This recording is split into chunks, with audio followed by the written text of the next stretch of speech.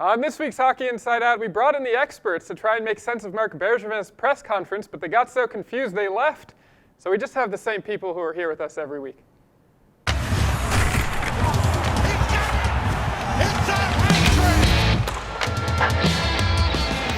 Welcome to this week's Hockey Inside Out, which is brought to you by Madison's New York Grill and Bar in downtown Montreal on Drummond Street. That's the one across the street from the Bell Center. Your home away from home for Canadiens road games. All right, today with us on the show, Stu Cowan is back with a vengeance, I hear.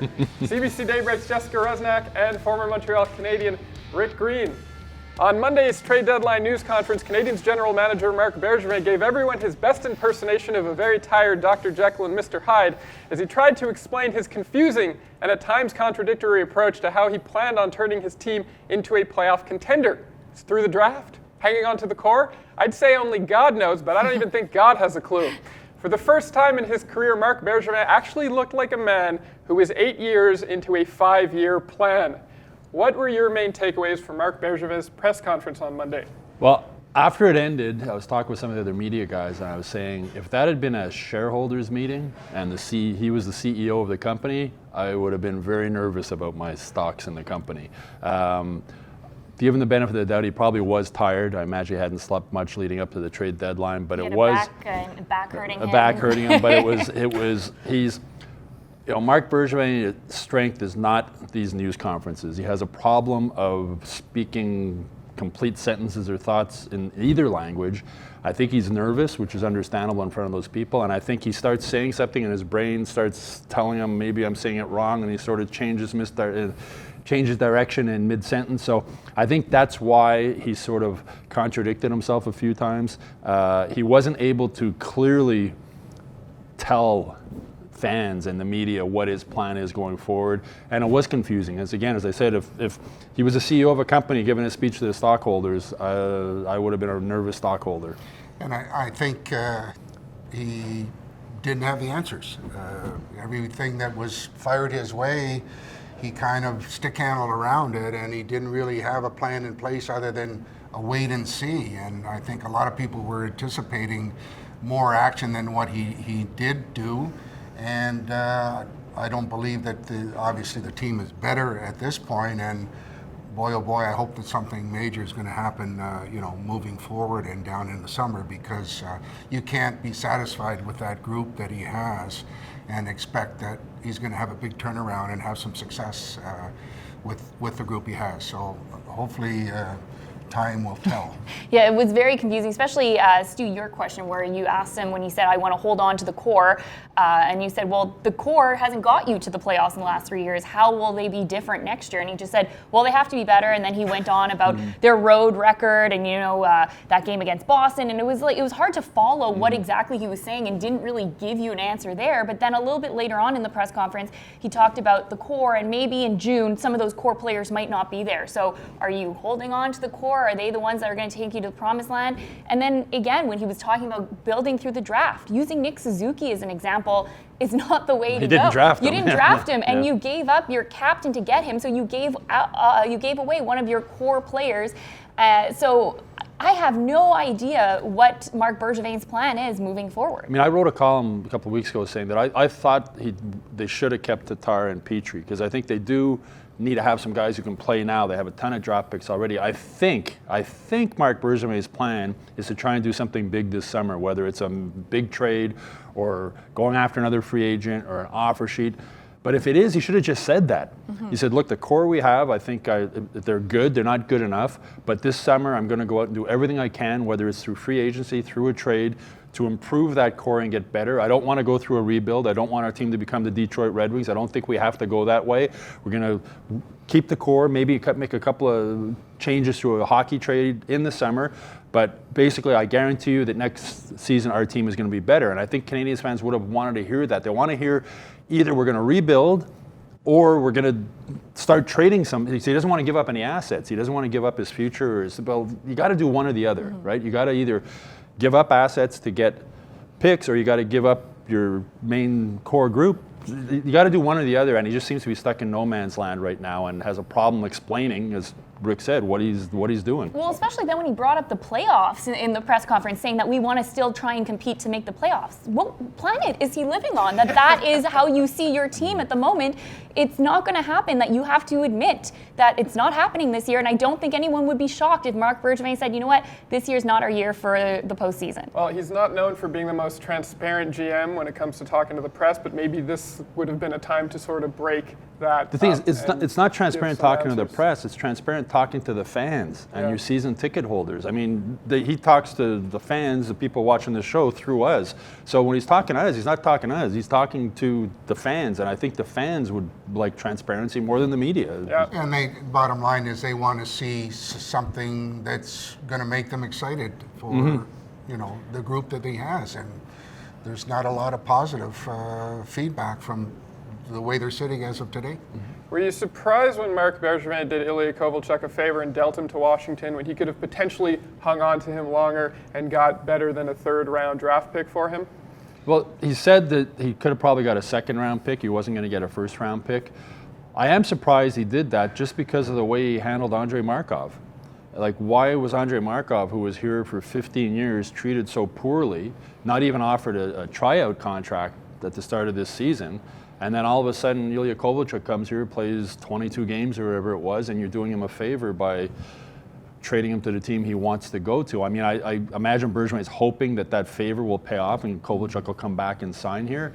But I was surprised because there's no guarantee Kovalchuk's coming back here. He's just said he wants to win a Stanley Cup. So if he wins a cup in Washington, maybe he comes back. If he doesn't win a cup in Washington, he's going to want to go to another team that can win a cup, and I don't think that team's going to be the Canadiens. Well, what makes me laugh is Bergevin's famous line is, if you want loyalty, buy a dog. And then he goes off and does this move, hoping that Kovalchuk will stay loyal and maybe be interested in signing with the Canadiens during the offseason. But everyone says, when players get traded, that it's a business decision. Everything's a business decision. So I'm surprised now that Marc Bergevin let a personal aspect come into it and do Kovalchuk a favor by allowing him to go to Washington and taking a third-round pick instead of a potential second round. Maybe Kovalchuk brought a dog and brought it to the meeting with him. I don't know. Well, I mean, ultimately they had a good relationship, and that's probably why he was accommodating in allowing him to go to a team that he would like. But as Kovalchuk has mentioned a number of times, he says it's a business, and when it comes down to the dollars and cents, he's going to look at different options come this summer. And Montreal Canadiens might not be in the picture, and he wants to win. He's going to be 37 years old. He wants an opportunity to win the Stanley Cup. He wants to have some success, and like you said before, maybe Washington is going to be a big part of his future, or maybe not. But I don't think we can pencil in that he'll be coming back to Montreal anytime real soon. He'll play the market, and he'll see how far he can go, as he says, the business side of it. And there's a lot of Russians on that Washington team, so he's going to feel comfortable there. He even mentioned how his wife's going to feel comfortable there because she knows some of the wives of the other players. And there's no guarantee the Canadiens are going to want him back. Remember, he had 1 goal in his last 12 games here. His first game in Washington, pointless, -2, playing on the third line there with Lars Eller. I mean, if he goes, I think Kovalchuk realized his career was almost over.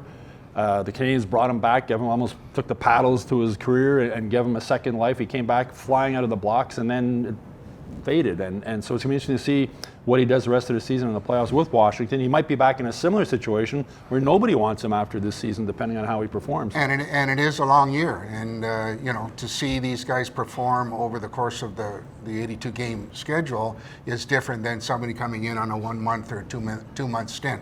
So there's going to have to be some serious thought given to what the organization needs to do and what Kovalchuk needs and wants to do.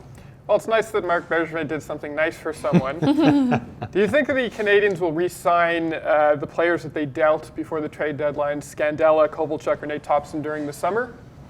Scandella's a possibility because I think he settled their defense here when he came here. He's a good 5th, 6th defenseman.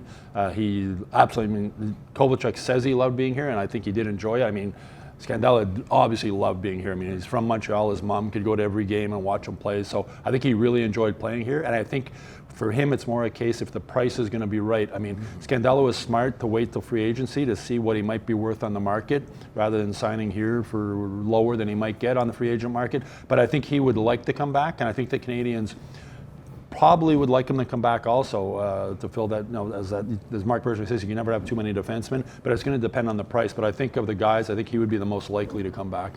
I agree. I think that Scandella would make sense because they need that kind of a defenseman, a 5th, 6th guy, as they have some younger players who are developing. We don't know what might happen next year, if Romanov will be able to make the team or not, but having another veteran in the defensive core will help take away some pressure there.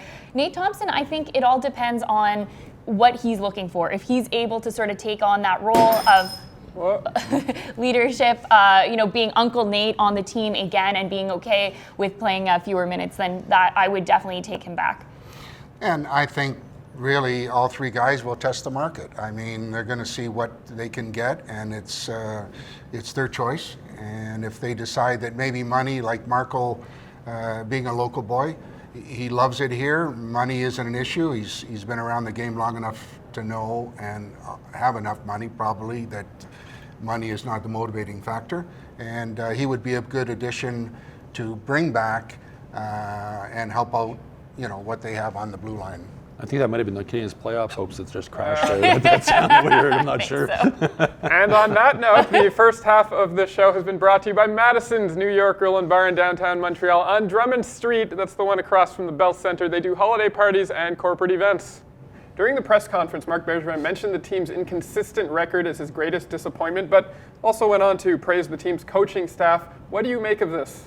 I think he has to do something in order to change it. That he keeps saying it has to be better, which I think everyone can agree, but then he needs to follow that up by saying how is he going to make that better. And I don't think it helped that the next home game that they played after that press conference, they did not win there. I believe, Stu, that you wrote about all the games that were not sold out at home this year, which is pretty shocking that if you think maybe even 3 years ago, maybe 2 years ago, the fact that you're able to get tickets to Montreal Canadiens games at the box office the day of the game is pretty unusual. So Mark Bergevin has to come up with some answers as to why they're not playing well at home and why they perhaps take their foot off the gas pedal, as he said in the press conference, when the games are at the Bell Center.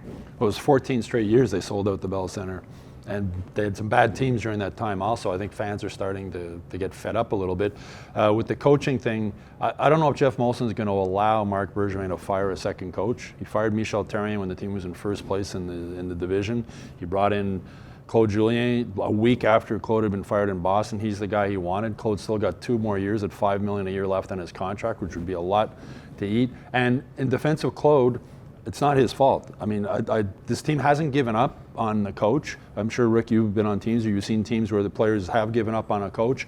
They still battle hard. They still play hard. He doesn't have a lot to work with. He doesn't have enough to work with. The power play and the special teams are a question mark, and you can point the finger at the coaching a bit with that, I imagine. But it's not Claude Julien's fault that the team struggles at home. Ben Sherrod told me he thinks, as a guy who played for Winnipeg, he said he thinks it's probably a case of guys come from other teams that come into Montreal and they're so fired up for the game. He said, I know I was that way when I was in Winnipeg, and maybe that's how you explain it. But you have to have a winning record at home, but again, I don't think that's Claude Julien's fault. Well, and I think Bergevin has to give the vote of confidence to his coach and staff at this point. At the end of the year, everybody will be evaluated, and they're going to try and pinpoint some of the problem areas. And it's up to Mark Bergevin to make changes if he feels is needed to get the team better. And obviously, guys have to be held accountable for not getting the job done. And I don't care what business you're in, when things are struggling in different areas, you have to make changes. So we will see what happens, moving forward. Well, no, Claude, Rick, you were an assistant coach with Claude in his first stint with the Canadiens. What did you like, or what do you like about him as a coach? Claude's always organized. Everybody knows what their job is. He delegates. Everybody is on board with pre-game stuff, preparation stuff. And then it's just a matter of, the players getting the job done. And, Claude's been in the game a long time. He knows what buttons to push. And one thing will never change, you're as good as the players that you have. And if you don't get the job done, then you have to really seriously look at your personnel and who's getting it done, who's not getting it done. And then once that's identified, if everybody's on board, you got to change it up. Well, talk about the coach. I mean, Toronto fired Mike Babcock, and that they thought that had solved all their problems. It didn't, right? But it's obviously, the saying is, it's easier to fire the coach than to fire all 20 players. But I think Claude Julien is going to be back next year. I think Marc Bergevin is going to be back. I think Jeff Molson has bought the reset that Marc Bergevin is selling, and I think Claude Julien is part of that going forward. And I think, like we've touched on before, this summer should be interesting because I don't think everybody will accept the status quo of where the organization is at this point. And I'm sure there's going to be some changes that are going to have to happen to get people excited and interested in the next year. For a team dedicated to building through the draft, how do you explain the fact that only a few of the team's leaders are draft picks, Carey Price and Brendan Gallagher? And those go back before Marc Bergevin. Yeah. Trevor Timmins was still there. To me, that's the biggest reason why the Canadiens are in the funk they're in. 6 straight years they screwed up with their first-round pick. A lot of luck is involved in the draft, as Marc Bergevin said the other day. Every team makes bad first-round draft picks. Go look at the NHL guide. Look through the first-round picks of every year. There's more guys that you don't know than guys that you do know. But you can't miss on your first-round pick 6 years in a row. You're going to feel it, and the Canadiens are feeling it now. They've had luck in later-round picks with Brendan Gallagher, Jake Evans, the guy coming up now, Victor Mete, Lehkonen, but they're in the later rounds. But their first round, they haven't got it done, and that's one of the big reasons they're in the position they are now. They don't have a star player. They don't have a player who puts up 80, 90 points a season. The last Canadiens player to finish in the top 10 in NHL scoring was Mats Naslund in 1986. I mean, think about that for a second. I wasn't even born. I was. We had hair. He's a pretty good player. We both had hair back then, though. I think, Rick. So that was. That must have been ages ago. But yeah, that's really hurt them a lot. But I think it's because they're doing these Band-Aid solutions that they kind of look for a player to be a distraction from what's going on. With Jesperi Kotkaniemi, he came in and I think he was rushed a little bit, that he was the 3rd overall pick. Everyone was really excited what he was able to do, and they probably rushed him into the NHL before he was ready because he was this nice storyline and it distracted from everything else that was going on with the team. And now they're being hurt that his progression has taken a step back and he's playing in Laval. And I think that's the problem is instead of taking time and letting these players develop, there's the PR side of it has taken over, and that has hurt players' development. And it's too early now to say that they made a mistake drafting Kotkaniemi, but you're starting to wonder now when you look at the kid in Ottawa, Tkachuk there, he would look pretty good in a Canadiens uniform right now. I mean, 5 years down the road, maybe Kotkaniemi develops into that number 1 line center, but right now, boy, Tkachuk would look pretty good on this Canadiens team. I mean, it is a tough call. You don't know. You need a crystal ball sometimes to luck out with your selection, but one thing remains the same. They've got to do a better job in their first rounders to find an impact guy that's going to contribute, offensively and defensively, but more importantly, somebody that's going to come to the franchise and say, okay, I'm going to have a real impact on this team, and I'm going to be around for a long time and make things happen. I still have faith in Kotkaniemi. I put my down payment on his jersey, waiting for him to just stay with the team a full season. Well, it was bobblehead night Tuesday. That's right. The Jesperi Kotkaniemi. I was not one of the lucky ones. All right, well, that is all for this week's show, which has been brought to you by Madison's New York Grill and Bar in downtown Montreal on Drummond Street. That's the one across the street from the Bell Centre, where you can wait out the traffic and enjoy their $10 specials after every Canadiens game. What were your thoughts on Marc Bergevin's trade deadline press conference? Let us know in the comments section below. My name's Adam Susser, and we'll see you back here next Thursday.